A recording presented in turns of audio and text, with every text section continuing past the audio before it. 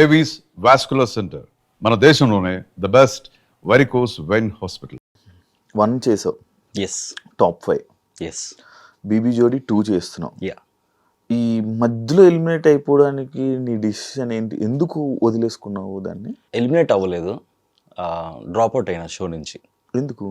ఎందుకో season 1 was very smooth, you know ఎక్కడ ఏ ఇబ్బంది లేదు. హ్యాపీగా నేను కాజల్ అమేజింగ్ పర్ఫార్మెన్స్ ఇచ్చి మంచి పింక్ సోఫాలు కొట్టేవాళ్ళము, గిఫ్ట్లు గెలుచుకునే వాళ్ళము, చాలా కష్టపడే వాళ్ళము, ఎంజాయ్ చేసేవాళ్ళం షో. ఇది కూడా అలాగే ఎంజాయ్ చేద్దామని when I got the offer season 2 start అవుతుంది అని చెప్పేసి అన్నాక జోడీస్ అని అన్నారు. ఇట్లా ఫస్ట్ ఒక జోడీని ఇచ్చిండ్రు, ఫస్ట్ రమ్య మోక్ష అన్నారు. ఓకే అని చెప్పేసి అన్నాము, బట్ అది వర్కౌట్ కాక ఇంకోళ్ళకి వెళ్ళారు. దాని తర్వాత కీర్తి భట్ అని చెప్పారు. సరే ఓకే, ఎవరైనా జోడీ డాన్స్ చేయాలని చెప్పేసి కీర్తి భట్ని ఇచ్చినారు. ఫస్ట్ కొరియోగ్రాఫర్ వచ్చేసి యాంథోనీ వాగ్ అని చెప్పేసి చెన్నై బేస్డ్ కొరియోగ్రాఫర్స్, ఎవరైతే నాకు కాజల్కి సీజన్ 1లో కొరియోగ్రాఫ్ చేస్తారో వాళ్ళే మాకు కొరియోగ్రాఫర్స్ అన్నాక వి ఫెల్ సో హ్యాపీ. సరే లాంచ్ ఎపిసోడ్ చేసాము, ఆ కొరియోగ్రఫీలో అంతా అయిపోయింది. నెక్స్ట్ ఇంకా లాంచ్ అయిన తర్వాత we have to start our first schedule performances. Cut చేస్తే వాళ్ళకి ఏదో ఇష్యూ వచ్చేసి the left, so choreographer change. ఇదేంది స్టార్టింగే ఇట్లా కొరియోగ్రాఫర్ చేంజ్ అయ్యారు అని చెప్పేసి ఓకే అని చెప్పేసి సెకండ్ కొరియోగ్రాఫర్ సంకేత్ని ఇచ్చారు. I was so happy. Sanket ఇంకా చాలా క్రియేటివ్గా చేయొచ్చు, సీజన్ 1కి సీజన్ 2కి డిఫరెన్సెస్ చూపించవచ్చు పర్ఫార్మెన్సెస్లో, క్యారెక్టర్స్లో అని చెప్పేసి అనుకుని ఉండే. So we started practising. So schedule 1 నుంచి కూడా స్మూత్గా వెళ్ళలేదు అసలు ఈ జర్నీ. సీజన్ 2ది నాకు స్టార్టింగ్ కొరియోగ్రాఫర్ చేంజ్ అవ్వడము అండ్ ఫస్ట్ పర్ఫార్మెన్సే ఏమైందంటే టెక్నికల్ ఇష్యూ. మేము బ్లైండ్ పర్ఫార్మెన్స్ చేసినాము, వేరే నేను బ్లైండ్ కట్టుకొని ఫస్ట్ హాఫ్ అంతా బ్లైండ్తో చేస్తాను. అది లైట్ ఆఫ్లో నేను బ్లైండ్ చేసుకోవాలి. నేను వచ్చినాను బ్లైండ్ చేసుకుంటున్నా, కట్ చేస్తే లైట్ ఆన్లో బ్లైండ్, అక్కడ ఆఫ్ చేయాల్సింది టెక్నికల్ ఇష్యూ ఆన్లో ఉండే. జడ్జెస్కి అర్థం కాలేదు ఏంటి మా కళ్ళ ముందే కట్టుకుంటున్నాడు అని చెప్పేసి. టెలికాస్ట్లో మళ్ళీ రీషూట్ చేసి అది టెలికాస్ట్ చేసినాము, అక్కడ మార్క్స్ పోయినాయి. అసలు అర్థం కాలేదు కాన్సెప్ట్ ఏందో అని చెప్పేసి అయ్యని అనుకున్నాము. ఫస్ట్ షెడ్యూల్ అలా అయిండే, అంటే లాంచ్ తర్వాత ఏమో కొరియోగ్రాఫర్ చేంజ్, ఫస్ట్ షెడ్యూల్ ఏమో టెక్నికల్ ఇష్యూలో ఇలా అయింది. అండ్ సెకండ్ షెడ్యూల్ మంచిగా పర్ఫామ్ చేద్దామని చెప్పేసి ఆటో మీద పర్ఫార్మెన్స్ అని చెప్పి స్టార్ట్ చేసినాం. అన్ఫార్చునేట్లీ కీర్తి మాల్ ఫంక్షన్ అయింది, అవుట్ఫిట్ మధ్యలో పర్ఫార్మెన్స్ ఆగిపోయింది. మధ్యలో పర్ఫార్మెన్స్ అయినాక 1 more ఛాన్స్ ఇస్తారా అంటే ఇస్తామన్నారు. ఇస్తామన్నాక మేము పర్ఫామ్ చేసిన తర్వాత జడ్జెస్ అన్నారు ఏదైతే ఫస్ట్ పర్ఫామ్ చేస్తారో అదే కన్సిడర్ చేస్తున్నాము అని అన్నారు. సో సెకండ్ షెడ్యూల్ అది జరిగింది. అదే మూడ్లో బాంగ్రా కూడా సెకండ్ ఎపిసోడ్ చేసినాము, అది బాగానే వచ్చింది. అండ్ ఎట్లా అంటే ఆ రోజు కూడా యూజువల్లీ మనకి ఎపిసోడ్ స్టార్ట్ అయినప్పుడు జడ్జెస్ ఎంట్రీ ఉంటుంది, యాంకర్ ప్రదీప్ ఎంట్రీ ఉంటుంది, జడ్జెస్ ఎంట్రీ ఉంటుంది, ఆ తర్వాత కంటెస్టెంట్స్ వస్తాము, కూర్చుంటాము, ఆ తర్వాత పర్ఫార్మెన్సెస్ స్టార్ట్ అవుతాయి. మాది ఆటో ప్రాపర్టీ ఉంది కాబట్టి అవంతా కూడా ఏం చేయకుండా first starting episode morning 9 o'clock start అయింది, మా పర్ఫార్మెన్స్ స్టార్ట్ అయింది. సో ఫస్ట్ షెడ్యూల్లో ఫస్ట్ పర్ఫార్మెన్స్ మాదే, టెక్నికల్ ఇష్యూ. సెకండ్ షెడ్యూల్లో ఫస్ట్ పర్ఫార్మెన్స్ మాదే, ది టెక్నికల్ ప్రాబ్లము. మళ్ళీ అక్కడ అలా అయింది. ఆ సెకండ్ షెడ్యూల్ అలా అయిపోయింది. దానివల్ల మేము బాటమ్కి వచ్చినాము ఫేస్ ఆఫ్కి. అది కూడా రూల్స్ చేంజ్ చేసిండ్రు. వేరే మేము అసలు 5th పొజిషన్లో లేము, 4th పొజిషన్లో ఉన్నాం సాటర్డే ఎపిసోడ్. బట్ దెన్ ఈ షెడ్యూల్ వచ్చేసి out of all the 9 contestants bottom 2 ఎవరైతే ఉంటారో వాళ్ళు అని చెప్పేసి. అన్ఫార్చునేట్లీ కీర్తికి డేట్ లేదు అండ్ కీర్తి బెంగళూరు వెళ్ళిపోయింది, నేను ఒక్కడనే ఉన్నాను. And I have to perform 90 seconds. నా దగ్గర పవర్ అస్త్రా ఉంది, I want use that power Astra అని చెప్పేసి పవర్ అస్త్రా యూజ్ చేసుకొని సేఫ్ అయిపోయినా. సెకండ్ షెడ్యూల్ కట్ చేస్తే పవర్ అస్త్రా యూజ్ అయిపోయిన తర్వాత we are giving 1 more chance to Dhanraj Bhanu అని చెప్పేసి జడ్జెస్ చెప్పారు. నా పవర్ అస్త్రా వేస్ట్ అయిపోయింది, దానికి వాల్యూ లేకుండా అయిపోయింది. అయ్యా నో ఎలిమినేషన్ పెట్టినప్పుడు ఎందుకు పవర్ అస్త్రాన్ని వేస్ట్ చేయడం అని చెప్పేసి అక్కడ ఐ ఫెల్ట్ బ్యాడ్. మళ్ళీ కీర్తి వెళ్ళిపోయింది. తర్వాత థర్డ్ షెడ్యూల్ వచ్చేటప్పటికి కీర్తి తన పర్సనల్ ఇష్యూస్ వల్ల Keerthi got dropped out. Personal issues అంటే ఏది మొన్న అయింది అదేనా? యా, తన పర్సనల్ లైఫ్లో జరుగుతున్న ఇష్యూస్ నాకు చెప్తూ ఉండే. అదే మూడ్లో, అదే ప్రెషర్లో, అదే స్ట్రెస్లోనే పాపం ప్రాక్టీస్లు చేసేది.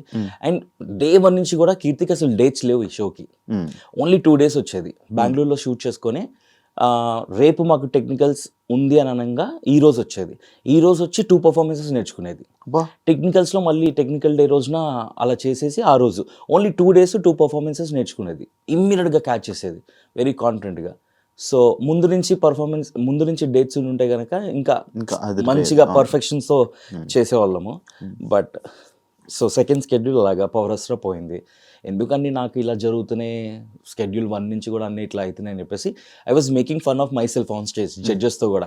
నాకే జరుగుతాయి ఇట్లాగా, లైట్ ఆన్ అయిపోతాయి, మధ్యలో డాన్స్లు ఆగిపోతాయి, నా పవర్స్లో వాడేసుకుంటారు అని చెప్పేసి కామెడీ ఇస్తుండే. కీర్తి తన పర్సనల్ ప్రాబ్లం వల్ల నేను డ్రాప్ అవుట్ అవుతున్నాను షో నుంచి అని చెప్పేసి తను ఎప్పుడు చెప్పింది. మాకు ఇంకా నెక్స్ట్ స్కెడ్యూల్కి ఇప్పటికి గ్యాప్ ఒక 4 days ఉంటుందేమో అంతే. 4 days అప్పుడు చెప్పింది. అప్పటికప్పుడు జోడీని చూడాలంటే ఇట్స్ ఇంపాసిబుల్. ట్రై చేసినారు. లాట్ ఆఫ్ బీబీ కంటెస్టెంట్స్ అడిగారు. కొంతమంది బిజీ, కొంతమంది ఇంట్రెస్టెడ్. బట్ దెన్ నాకు సెట్ అయ్యేవాళ్ళు. అలా కట్ చేస్తే Sreeja. I was not ready with Sreeja also. నేను శ్రీజకు కూడా చెప్పినాను ఇది. ఇట్ డజంట్ లుక్ గుడ్, అసలు జోడీగా మన ఇద్దరం సెట్ అవ్వము. నేను శ్రీముఖి అవినాష్కి ఇట్లా శ్రీజ అని అంటున్నారంటే వాళ్ళు చెప్పింది కూడా ఇదే. మీ ఇద్దరు స్టేజ్ మీదకి వెళ్ళగానే ఫస్ట్ పర్ఫార్మెన్స్ అమ్మాడి గుమ్మాడి ఫాదర్ డాటర్ లాగా ఉంటారు అని చెప్పేసి అలా they were making fun of it. I also felt it. వద్దు అని అనుకున్నాము. బట్ ఇంకా ఛాన్స్ లేదు, యూ హ్యావ్ టు అని చెప్పేసి క్రియేటివ్ టీమ్ చెప్పిన తర్వాత శ్రీజ కూడా 2 days మాకు షూట్కి పర్ఫార్మెన్స్కి 2 days టైం ఉండే. ఆ 2 daysలోనే 2 performances ప్రాక్టీస్ చేస్తున్నాము. నీలి ఆకాశం అండ్ దమ్ము రూలర్ స్టేజ్ మీద పర్ఫామ్ చేసినాం. ట్రస్ట్ మీ నీలి ఆకాశం మేము అనుకున్నాము చాలా బాగుంటుంది, క్యూట్గా వావ్ మూమెంట్ ఉంది, థర్మాకోల్ అని చెప్పేసి. ప్రాక్టీస్లో ఒక్కసారి కూడా థర్మాకోల్ ఇలా కొడితే మిస్ అవ్వలేదు, చేతిలో ఉండేది.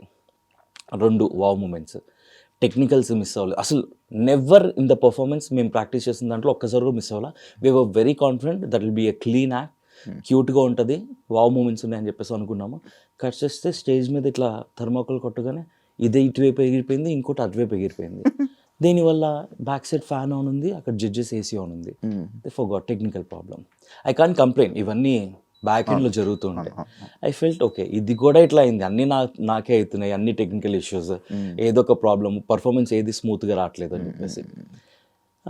అన్ఫార్చునేట్లీ జస్ట్ 2 marksతో మేము ఆ స్కెడ్యూల్ బాటమ్కి వచ్చినాము. రీతు పవన్ వాళ్ళకి 136 అనుకుంటా, మాకు 134 ఎంతో 2 ఎగ్జాక్ట్గా స్కోర్ గుర్తులేదు.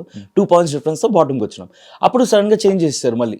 ఇప్పుడు సాటర్డే సండే టీమ్ సండే అని చెప్పి. I thought out of 9 contestants మళ్ళీ ఉంటుందేమో అని అనుకుంటే లేదు, ఆ స్కెడ్యూల్ వేరు ఈ స్కెడ్యూల్ వేరు అన్నారు. సరే అని ఫేస్ ఆఫ్కి వెళ్ళినాము. కట్ చేస్తే నాకు అసలు టైం లేదు. ఫంక్షన్ నా నీస్ హాఫ్ సారీ సెరమనీ, చాలా వర్క్స్ నేను అసలు ఏమీ చేయలేదు ఆ రోజు. అన్ని వర్క్స్ పెండింగ్ పెట్టుకుని ఆ రోజు డెకరేషన్ వాళ్ళు, క్యాటరింగ్ వాళ్ళు అందరూ వస్తుంటే వాళ్ళతో కాల్స్ మాట్లాడుతూ, ఆఫీస్లో మేము ఒక రెడ్ ఎఫ్ఎంలో ఒక బిగ్ ఈవెంట్ చేస్తున్నాము సునీల్ గ్రోవర్ది. దాని మెయిన్ మీటింగ్ ఆ రోజు ఆఫీస్లో ఉంది. I have to be in the office. So నేను ఆఫీస్కి వెళ్ళి ఆ మీటింగ్ అటెండ్ అయ్యి ఇంట్లో ఆ వర్క్స్ అని చూసుకొని నాకు టైం లేకుంటే 90 seconds ప్రాక్టీస్ చేయడానికి. నేను వీళ్ళు కాల్ చేస్తున్నారు 90 seconds అని చెప్పేసి టీమ్. బట్ లేదు, నాకు టైం లేదు, I can't do it, let's do something, ఏదో ఒకటి చేద్దాం లేదు ఇది అనుకున్నాము. నేను ఆ రోజు ఫ్రీ అయింది కూడా నైట్ 10:30కే ఎప్పుడో ఫ్రీ అయినా నా వర్క్స్ అని. సరే ఇమీడియట్గా షూట్కి అయితే వస్తానని చెప్పేసి షూట్కి వెళ్ళినాము. శ్రీజ తను అప్పుడే వచ్చింది పాపం. తను ఇంకా అసలు non dancer and first stage performance తనది. ఇమ్మీడియట్గా 90 seconds అంటే తను మెంటల్లీ నాట్ ప్రిపేర్డ్. సరే ట్రై చేద్దామని చెప్పేసి తను అనుకున్నాను, ఇద్దరం కలిస్తేనే కదా 90 seconds చేయగలము. సో శ్రీజ కూడా ఇంకా సారీ శ్రీజ నేను చేయలేకపోతున్నాను 90 seconds టైం లేకుండే అని చెప్పేసి అంటే లెట్స్ డూ, ఏం చేద్దాం అని చెప్పేసి అనుకొని స్టేజ్ ఎక్కినాము. I said the same thing to judges. నాకు అస్సలు టైం లేకుండే, అన్ఫార్చునేట్ అన్ని వరుసగా నాకే జరుగుతున్నాయి. సో టైం శ్రీజది నీది ఎలిమినేట్ అయిపోయాక చాలా మంది కామెంట్స్ అండ్ స్టోరీస్ పెట్టారు. శ్రీజ దొమ్మే ఉంటే ఇంక ఎలిమినేట్ అయిపోవాల్సిందే, ఆమె తప్ప ఇంకేం రాలేదని చాలా నెగిటివిటీ అనేది స్ప్రెడ్ అయ్యి. So bad. She is such a sweet heart. నవ్వుతూనే ఉంటుంది అండ్ వెరీ సపోర్టివ్. అండ్ ఎంత ప్యాషనెట్గా నేర్చుకుందంటే తనకి తెలుసు తనకి డాన్స్ రాదు అని చెప్పేసి, గ్రేస్ఫుల్గా చేయాలి అంటే కనుక ఇట్ టేక్స్ టైం అని చెప్పేసి. ఉన్న టైంలో ఈ 2 performances కూడా పాపం కష్టపడి ఫస్ట్ టైం పర్ఫార్మెన్స్ నైట్ 1:32 వరకు ప్రాక్టీస్ చేసినాం మేము ఆ పర్ఫార్మెన్సెస్. సో తను చాలా కష్టపడింది, చాలా ప్యాషనెట్గా తను కూడా చేద్దాం అనుకుంది, తన జర్నీ కూడా వెళ్ళాలి అని చెప్పేసి. బట్ అన్ఫార్చునేట్గా అంటే నా ప్రమేయం లేకుండా అన్నీ జరిగిపోయినాయి.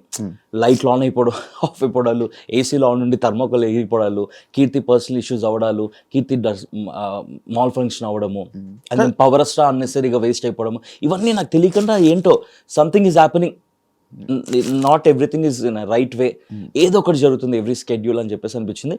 90 seconds చేయడానికి రెడీగా ఉండే విత్ కీర్తి, బట్ కీర్తి అవైలబుల్గా లేదు. ఇక్కడ 90 seconds చేద్దామంటే నేను అవైలబుల్గా లేను, టైం లేకుండే. జస్ట్ 1 dayలో అవ్వదు కదా. అదే రోజు నాకు మీటింగ్స్ ఆఫీస్లో, అదే రోజు నాకు ఫ్యామిలీ ఫంక్షన్ ఉండడంతో ఇంకా నేను మెంటల్ డిసైడ్ అయిపోయాను, okay it's not working out, so let's take a call. వాళ్ళు ఉండమంటే ఉందాము, నెక్స్ట్ షెడ్యూల్ చూసుకుందాం, వెళ్ళిపోమంటే